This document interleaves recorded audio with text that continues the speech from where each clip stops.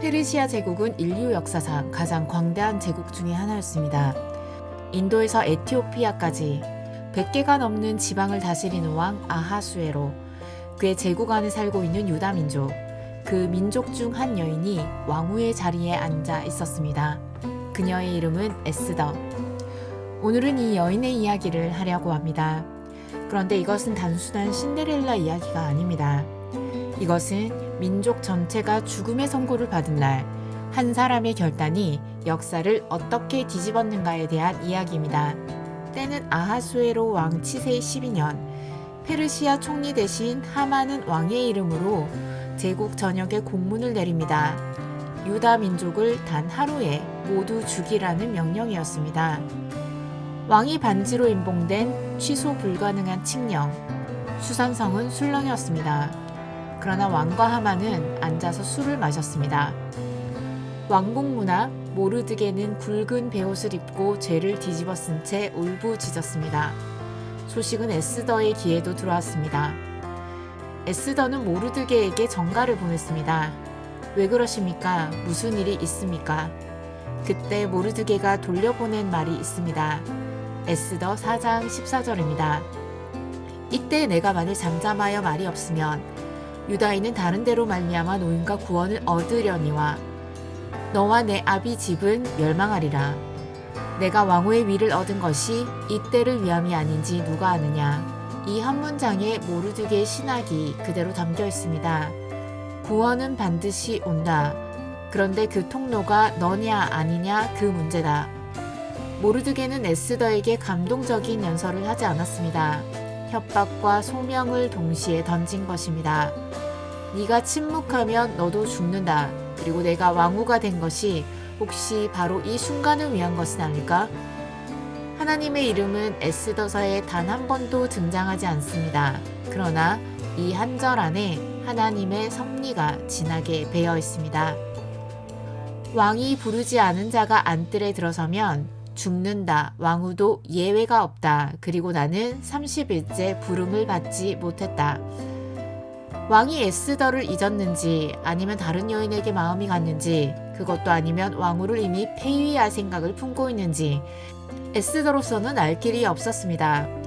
확실한 것은 단 하나, 들어가면 죽을 수도 있다. 그런데 에스더는 또 하나를 알고 있었습니다. 들어가지 않아도 죽는다. 칙령은 이미 제국 전역에 나붙었습니다.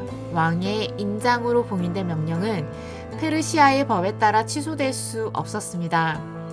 도망칠 나라도 숨을 제국도 없었습니다.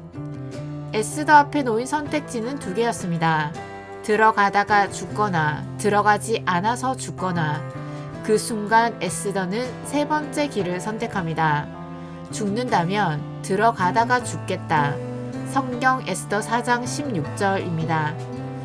당신은 가서 수산에 있는 유다인들을 다 모으고 나를 위하여 금식하되 밤낮 3일을 먹지도 말고 마시지도 마소서. 나도 나의 시녀와 더불어 이렇게 금식한 후에 규례를 어기고 왕에게 나아가리니 죽으면 죽으리이다. 에스더는 자신의 죽음에 대한 가능성을 완전히 직면했습니다. 외면하지 않고 부정하지 않고 그래 나 죽을 수 있어 이렇게 말한 다음 그럼에도 불구하고 걸어 들어가겠다라고 선언한 것입니다. 사흘째 되는 날 에스더가 왕후의 예복을 입습니다. 죽을 수도 있는 자리에 나가면서 가장 아름다운 옷을 입었습니다. 떨리는 손으로 흔들리는 발로, 그러나 왕후답게. 어떻게 되었을까요? 왕이 금호를 내밀었습니다. 그녀는 살았습니다. 그러나 정확히 말하면 그녀는 사흘 전에 이미 한 번 죽었습니다. 두려움 앞에서 자기 목숨을 내려놓은 그 순간 에스더는 이미 죽었고 그래서 아무것도 그녀를 막을 수 없었습니다. 에스더는 왕에게 바로 청을 말하지 않았습니다. 대신 잔치를 청했습니다. 첫 번째 잔치, 그리고 거기서도 아무 말도 하지 않고 다음날 또 잔치를 청했습니다. 하만은 의기양양했습니다. 왕후의 잔치에 2번이나 초대받은 것이 자신뿐이라며. 그런데 그날 밤 왕이 잠을 이루지 못했습니다. 궁중 역사 기록을 읽어오게 합니다. 그때 기록 중 하나가 낭독됩니다. 모르드게가 왕을 암살 음모에서 구했다는 내용이었습니다. 왕이 묻습니다. 이 사람에게 무슨 상을 주었느냐? 아무것도 하지 않았습니다. 바로 그 시각 하만이 왕의 뜰에 섰습니다. 모르드게를 처형하러 왕께 허락을 받으러 온 것이었습니다. 자기 집 뜰에 무려 50규빗짜리 나무 기둥을 세워놓고 왕이 먼저 묻습니다.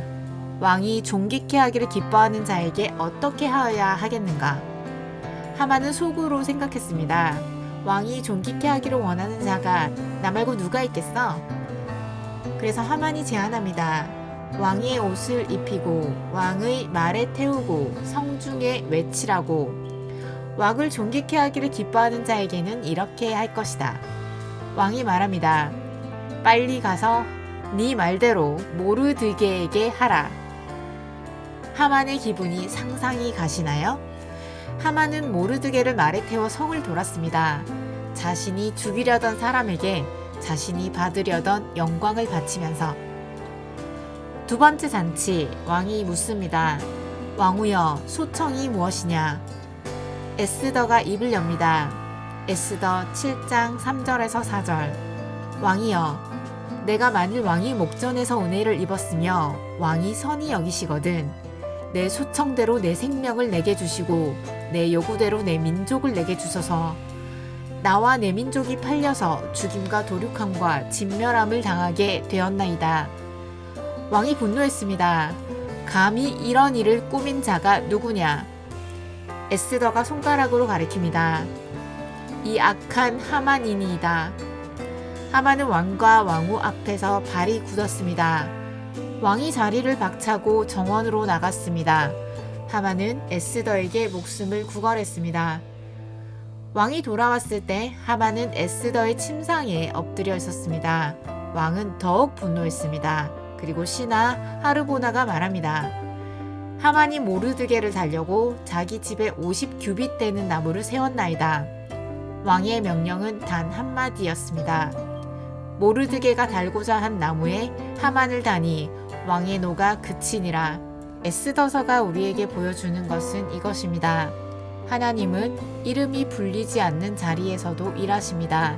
그리고 일하심의 통로는 언제나 두려움을 넘어선 한 사람의 결단입니다. 에스더는 두려움이 없었던 사람이 아닙니다.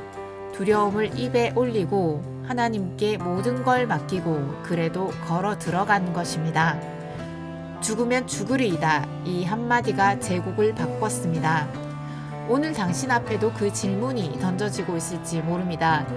내가 이 자리에 있게 된 것이 이때를 위함이 아닌지 누가 알겠느냐. 오늘 이야기가 은혜가 되셨다면 구독과 좋아요 부탁드리고 저는 다음 시간에 뵙겠습니다.